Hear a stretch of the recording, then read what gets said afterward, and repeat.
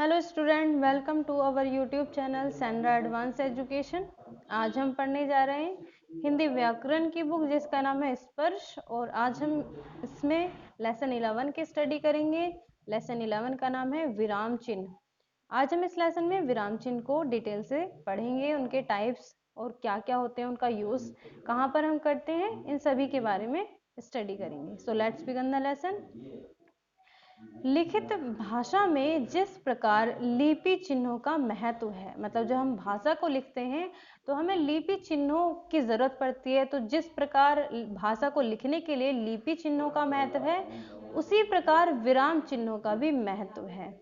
वाक्य के शुद्ध उच्चारण एवं भावों की शुद्ध अभिव्यक्ति के लिए जहां हमारी जीवा विराम के लिए कुछ रुकती है, उनके सूचक चिन्ह विराम चिन्ह कहलाते हैं। मतलब जब हम बात करते हैं किसी से, तो अगर हमारी बात जैसे पूरी हो गई है या दूसरा टॉपिक हमें स्टार्ट करना है, तो हम वहां पर थोड़ी सी रुकेंगे, रुक करके तब अपनी दूसरी बात को शुरू करेंगे। तो वही जो सूचक चिन्ह होते हैं, उन्हीं को ही विराम चिन्ह कहा जाता है। इनका प्रयोग शब्दों और वाक्यों का पारस्परिक संबंध बताने तथा किसी विषय को विभिन्न भागों में विभाजित करने या पढ़ाते समय ठहरने हेतु आवश्यक होता है। विराम चिन्हों का महत्व लिखित भाषा में आवश्यक होता है। अतः यह कहा जा सकता है कि भावों और विचारों को स्पष्ट करने के लिए जिन चिन्हों का प्रयोग वाक्य के बीच में या अंत में किया जाता है, उन्हें विराम चिन्ह कहते हैं। किनको हम विराम चिन्ह कहते हैं? हम अपने भाव या फिर विचारों को व्यक्त कर रहे हैं, उनको स्पष्ट करने के लिए जिन चिन्हों का प्रयोग हम वाक्यों के बीच में करते हैं या फिर लास्ट में करते हैं, उनको ही विराम चिन्ह कहा जाता है। विराम का शाब्दिक अर्थ होता है रुकना, ठहरना या फिर ठहराव।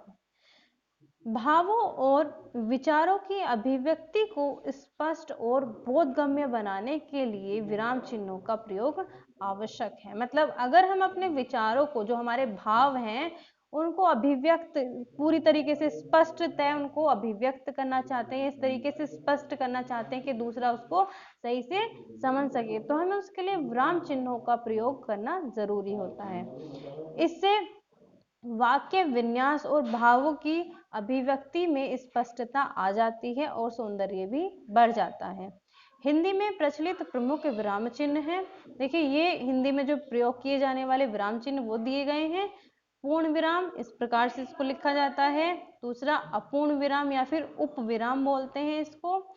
अर्ध विराम, अल्प विराम, प्रश्न सूचक और विस्मय सूचक चिन्ह, उद्धरण चिन्ह, योजक चिन्ह, निर्देशक चिन्ह, विवरण चिन्ह, कोष्टक चिन्ह, लाघव चिन्ह और हंसपद चिन्ह। ये सभी वो विराम चिन्ह हैं जिनको हम व्याकरण भाषा में या हिंदी में पढ़ते हैं या इनका प्रयोग करते हैं। अब हम इन सभी को डिटेल में पढ़ेंगे। जैसे फर्स्ट दिया है पूर्ण विराम, इसका प्रयोग हम कहाँ करते हैं जान लेते हैं। सामान्य कथन बताने वाले सभी प्रकार के वाक्यों, सरल, संयुक्त और मिश्र वाक्यों के अंत में पूर्ण विराम चिन्ह लगाया जाता है। जैसे रवि अच्छा लड़का है। जो हमारे वाक्य होते हैं, चाहे वो संयुक्त है, चाहे वो मिश्र वाक्य है, सरल वाक्य है, जो सामान्य कथन होते हैं, उन सभी में लास्ट में हम पूर्ण विराम चिन्ह लगाते हैं। जैसे एक एग्जांपल दिया है यहाँ पर, रवि अच्छा लड़का है। अपूर्ण विराम, जहां किसी कथन को अलग करके दिखाना हो, जब हमें किसी कथन को कोई मतलब बात है उसको अलग करके दिखाना है, तो वहां पर हम अपूर्ण विराम चिन्ह का प्रयोग करते हैं। देखिए, इसका प्रयोग प्राय निबंध के विषय लिखने में किया जाता है। जैसे प्रदूषण, इस तरीके से जो निबंध के विषय होते हैं उनको लिखने के लिए इनका प्रयोग किया जाता है। प्रदूषण एक समस्या या फिर दहेज एक अभिशाप आदि। इस प्रकार से हम अपूर्ण विराम चिन्ह का प्रयोग करते हैं। अर्धविराम, पूर्ण विराम से कम देर रुकने पर अर्धविराम का प्रयोग किया जाता है। जैसे काम करते रहना ही जीवन है, आलस्य तो रोग है। मतलब जब हम पूर्ण विराम से कम देर कहीं पर रुकते हैं, तो वहां पर हम अर्धविराम चिन्ह का यूज करते हैं। नेक्स्ट है अल्प विराम। जब वाक्य के मध्य में अर्धविराम की तुलना में कुछ कम समय के लिए रुका जाता है, मतलब अर्धविराम में थोड़ा ज्यादा समय के लिए और अल्प विराम में उससे थोड़ा कम समय के लिए रुका जाता है, तो वहां पर हम अल्पविराम चिन्ह का प्रयोग करते हैं। जैसे राम लक्ष्मण, यहाँ पर देखिए राम लक्ष्मण और सीता वन को गए, तो इनको जो वर्ड है, शब्द हैं, ये नाम है, इनको अलग करने के लिए अल्पविराम चिन्ह का यूज किया गया है। प्रश्न सूचक चिन्ह, प्रश्न सूचक विराम चिन्ह का प्रयोग निम्नलिखित स्थानों पर होता है। जहां पर कोई प्रश्न किया जाता है वहां पर प्रश्न सूचक चिन्ह का प्रयोग किया जाता है। जैसे प्रश्न सूचक वाक्य के अंत में प्रयोग करते हैं, जैसे तुम्हारा नाम क्या है। संदेह का भाव पैदा करने के लिए संदेह स्थल पर कोष्टक में, जैसे क्या कहा, वह निष्ठावान है। व्यंग्यात्मक भाव प्रकट करने के लिए अंत में कोष्टक में इसका प्रयोग करते हैं, जैसे उनके जैसा धर्मात्मा पैदा ही नहीं हुआ, व्यंग्यात्मक है ये, ठीक है, किसी पर व्यंग कसना है तो यहाँ पर क्वेश्चन मार्क का प्रयोग किया गया है या फिर प्रश्न सूचक चिन्ह का प्रयोग किया गया है।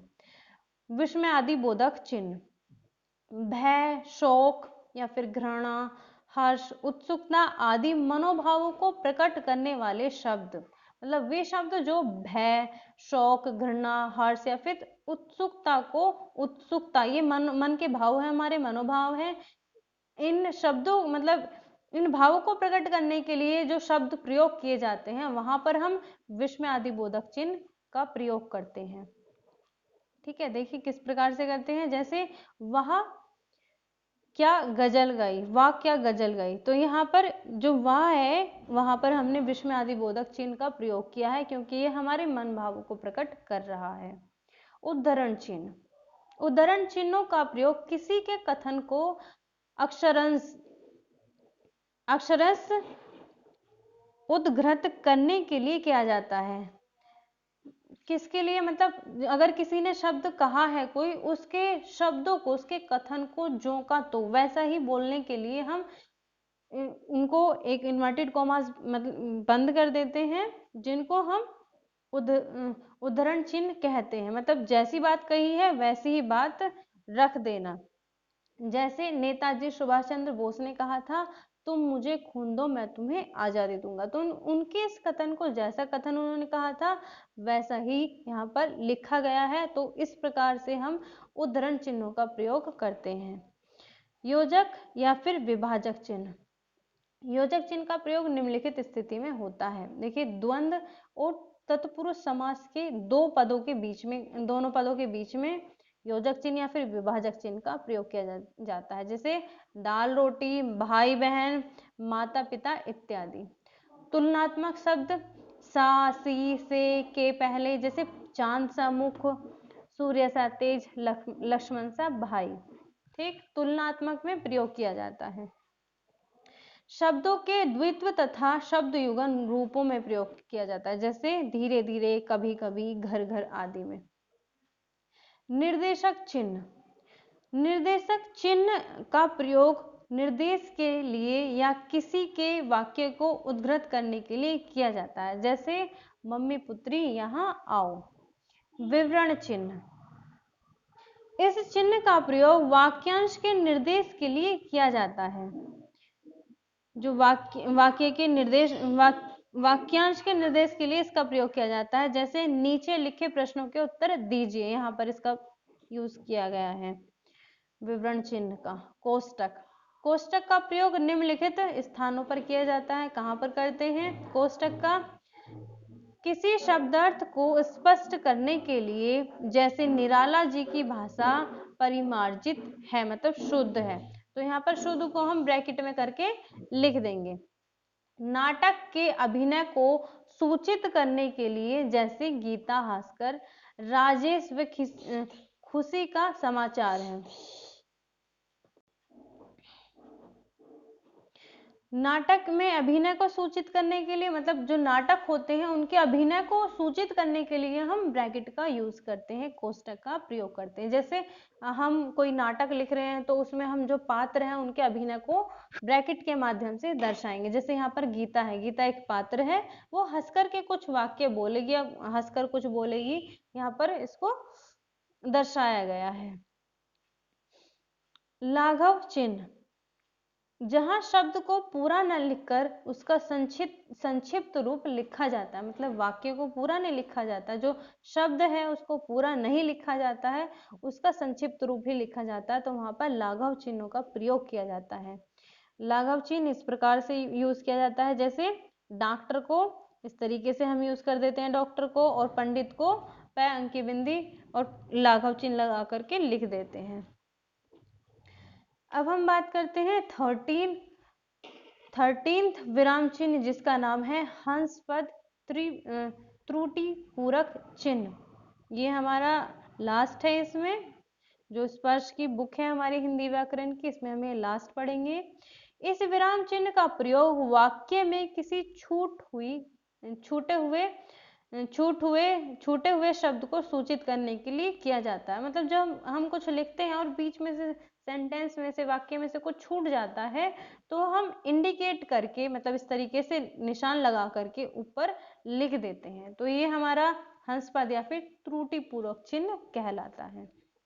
ये था आज का लेसन, जिसमें आज हमने विराम चिन्हों की स्टडी की, विराम चिन्हों को जाना, कौन कौन से होते हैं, उनका प्रयोग हिंदी में हम कहाँ पर करते हैं। Thank you for watching this video. Video अच्छी लगी हो तो वीडियो को लाइक करना, और अगर आपने अभी तक हमारे यूट्यूब चैनल को सब्सक्राइब नहीं किया है तो चैनल को सब्सक्राइब करना ना भूलें। साथ ही कमेंट करके हमें ज़रूर बताएं कि आपको वीडियो कैसी लगी।